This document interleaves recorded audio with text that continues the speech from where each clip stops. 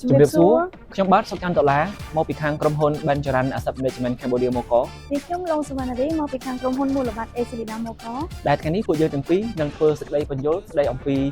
តម្លៃទ្រព្យកម្មនៃមូលនិធិបាទថ្ងៃនេះពួកយើងទាំងពីរនេះនឹងលើកយកសំណួរដែលពួកយើងតែងតែទទួលបានពីវិនិយោគិនជាញឹកញាប់បាទជាពិសេសសម្រាប់បងប្អូនដែលគាត់បានធ្វើបរិយាកាសកម្មទៅលើមូលនិធិ BAF តាំងពីលើកដំបូងចាខ្ញុំត្រូវហើយបងហើយក៏វាជាសំណួរមួយដែលមានសារៈសំខាន់ដែលវិនិយោគិនក៏គាត់ភាគច្រើនគឺសាកសួរជាញឹកញាប់ក៏ប៉ុន្តែគឺពួកយើងមិនសូវជាបានលើកយកមកនិយាយទេអញ្ចឹងថ្ងៃនេះអាចជាឱកាសដ៏ល្អបំផុតដែលវិនិយោគិនគ្រប់រូបគាត់គួរតែយល់ច្បាស់អំពីចំណុចមួយនេះពេលថ្ងៃនេះគឺយើងមានវិនិយោគិនម្នាក់ដែលគាត់សាកសួរថាប្រសិនបើខ្ញុំធ្វើបរិវិសកម្មនៅក្នុង BAF ក្នុងថ្ងៃនេះហេតុអ្វីបានជាខ្ញុំមិនដឹងទៅលើតម្លៃ NAV បានព្រាមបាទនៅពេលដែលលោកអ្នកវិនិយោគទៅក្នុងមូលនិធិ BAF ចំនួនឯកតាមូលនិធិដែលលោកអ្នកមានគឺត្រូវបានគណនាដោយផ្អែកទៅលើ NAV របស់មូលនិធិពាក្យពេញរបស់ NAV គឺមានន័យថា Net Asset Value ជាភាសាខ្មែរហៅថាតម្លៃទ្រព្យសកម្ម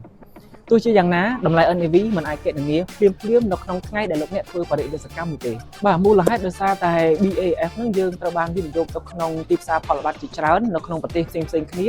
និងតំបន់ខុសៗគ្នារីឯតម្លៃពីហ៊ុនទាំងនោះយើងអាចកំណត់ច្បាស់លាស់បានដូចថាតែទីផ្សារទាំងនោះ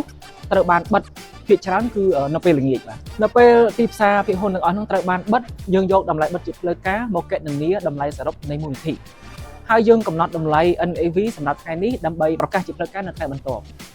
ចឹងជារួមមកដើម្បីមានភាពងាយស្រួលបានន័យថាសម្រាប់លោកអ្នកដែលបានធ្វើបរិវិសកម្មក្នុងថ្ងៃនេះតម្លៃ NAV ចុងក្រោយនឹងត្រូវបានយកមកគណនារួចហើយត្រូវប្រកាសនៅថ្ងៃបន្ទាប់ការធ្វើបែបនេះគឺដើម្បីធានាឲ្យបានថាតម្លៃ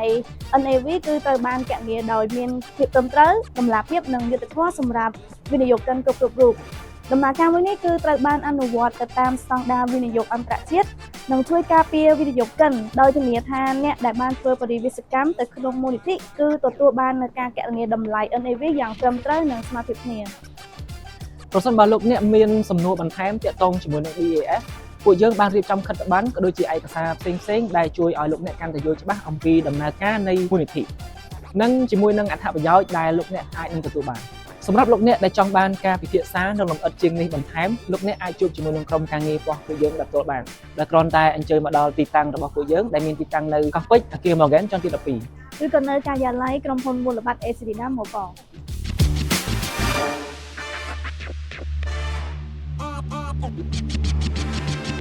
ក